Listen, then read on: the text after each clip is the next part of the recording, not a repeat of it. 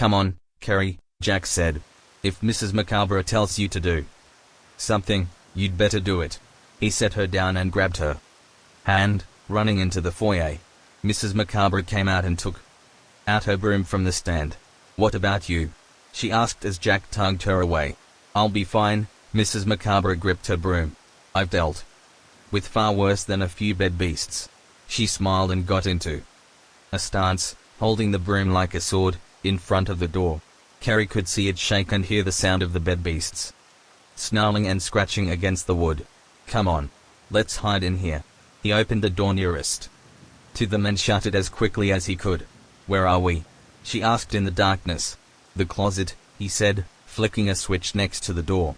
The light bulbs above them turned on and she saw that the closet that they were standing in was the biggest she had ever been in her entire life. Row after row of brooms, sponges, rags, glass bottles of cleaning fluid, and so on lined the room. Is everything bigger on the inside here? She asked. Yes, he replied. Trust me, we're lucky to be in here. Be glad we're not in the mummy room. He shuddered at the thought of it. Through the door of the closet, they heard the front door shatter into pieces. I loved that door. They heard Mrs. Macabre shouting. The bed beasts roared and barked at her. They could hear the sounds of things crashing against the foyer floor. At one point Carrie could have sworn she heard the clashing of steel, like a sword fight. What's going on out there? She asked, pressing her ear against the door. Something dangerous, I bet, Jack said. But that broom of hers can practically turn into anything. It's the source of her magical powers. The door shook violently and they both ran back. As it continued to shake, they heard the clawing of the beast behind it, trying to get in.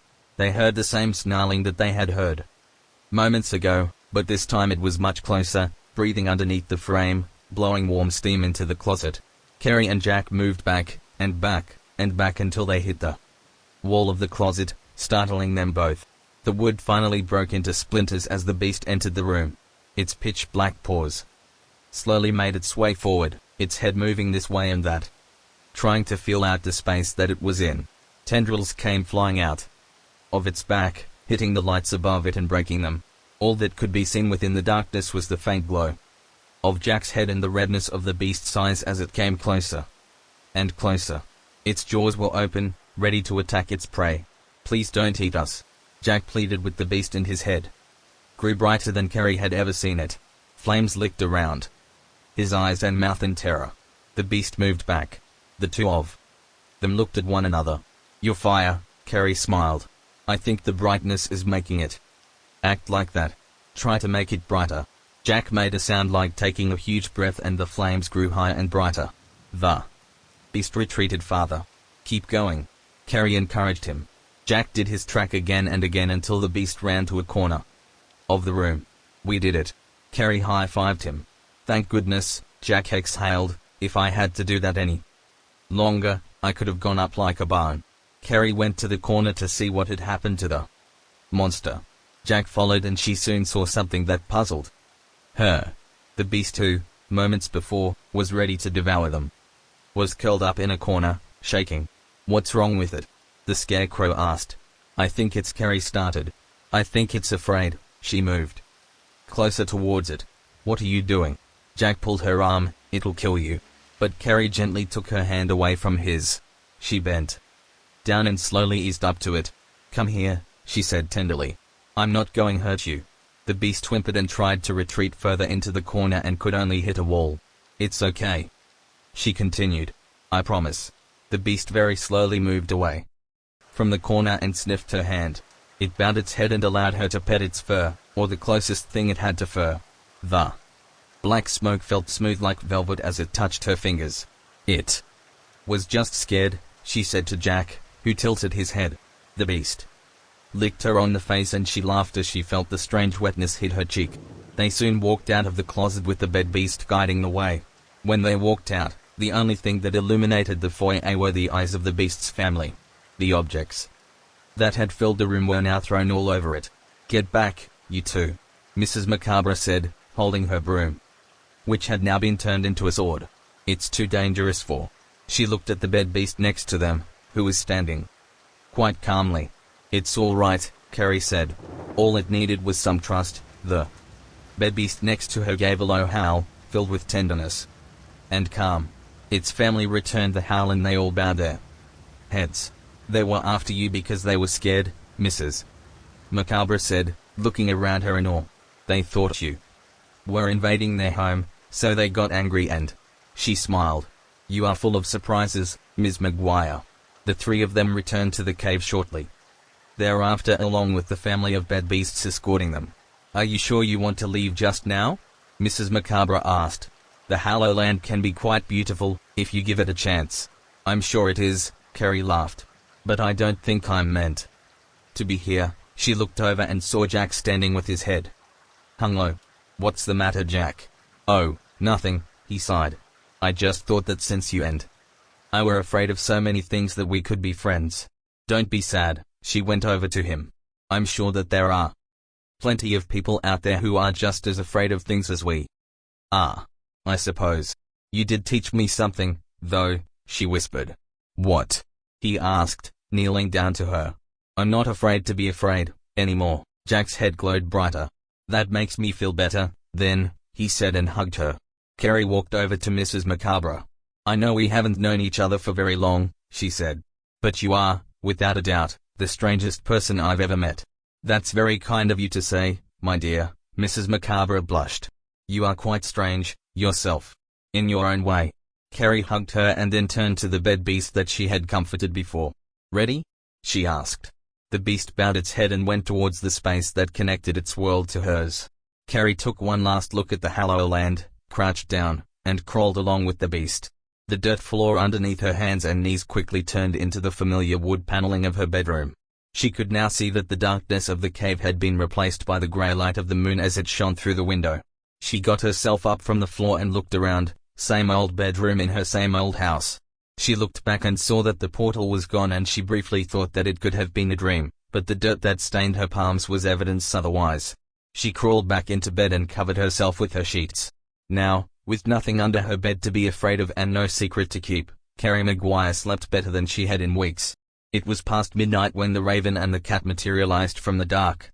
Materialized is the correct term, for if you had been outside at such a late hour or had peeked from your window, you would have seen the animals emerge from the darkness as if it were a curtain, their black feathers and fur glistening in the street lamps. You would have also noticed how odd the pairing was. The raven was not flying from the cat, nor was the cat chasing after the raven. They were both moving as if they were on a stroll together, the raven hovering slightly above the cat. Once they had exited from the night, they both stopped at the end of the street, with the raven landing next to the cat. They stood there for a moment, as if they were trying to figure out what to do next. "So," the cat finally said to the raven, "we're here, aren't we?" "Patience, Elvira," the raven said to her companion. "We should wait first." The raven spoke with a voice that was deep, smooth, and confident. The voice of a woman who had done her fair share of waiting before. "Wait for what?" Elvira said impatiently. She scratched her ear with her paw. A bright light came from off to the side. A car was speeding right towards them. The raven flew with a caw and landed on the nearest light post. Elvira arched her back and hissed, her eyes filled with fear. The car honked, swerved, but hit her nonetheless. "That," the raven said and flew down to her companion, her talons hitting the ground with a righteous click. The cat's body lay limp for a moment, then there were the sounds of small cracks as her bones reformed inside herself. She blinked and got up. "Can't believe you made me waste a life on one of those things." Elvira shook her head. "Why do they have such ugly machines here?" "Because they don't have magic here, darling," she sighed, tenderly. "How many lives do you have left now?" "One," Elvira grumbled. "Oh," the raven paused, embarrassed by how flippant she had been. "Then we'll be more cautious from now on, won't we?" She looked down the street, left and then right. "Now, I believe the coast is clear." The raven placed her wings in front of her and bowed her head into them. If you were to gaze once again from the window or the street, you would have been so shocked that you might have thought you were dreaming. Yes, two talking animals were alarming enough, but what was even more alarming was that the raven was growing. The bird grew the height of an average adult, her wings wrapped around her body, her feathers swished as if hundreds of dresses were being unfurled together. The feet of the bird turned into heels with pointed toes. Her wings grew pale hands with black nails and her feathers became a black dress. The head of the bird had changed to a woman's with skin the color of paper and hair and lips as dark as the night sky. She wore a small hat that had a black feather sticking out of it with a veil that draped on the side of her face. In her hand, she held a broom.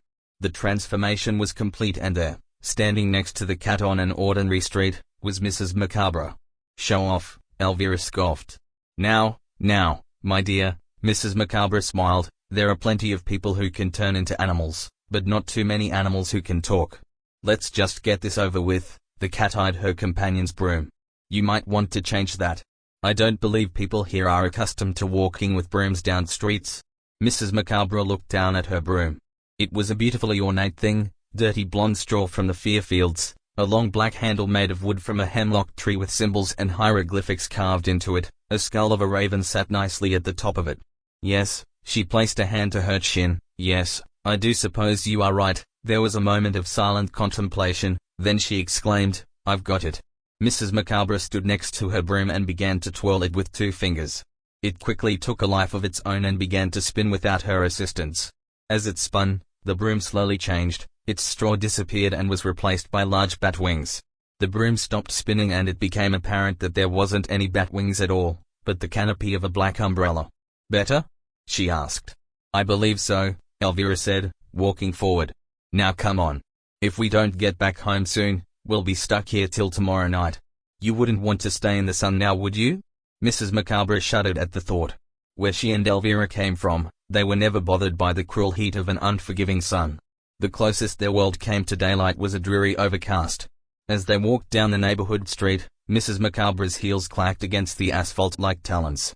She had hoped that the sound would not disturb any of the residents from their slumber or a bad case of insomnia.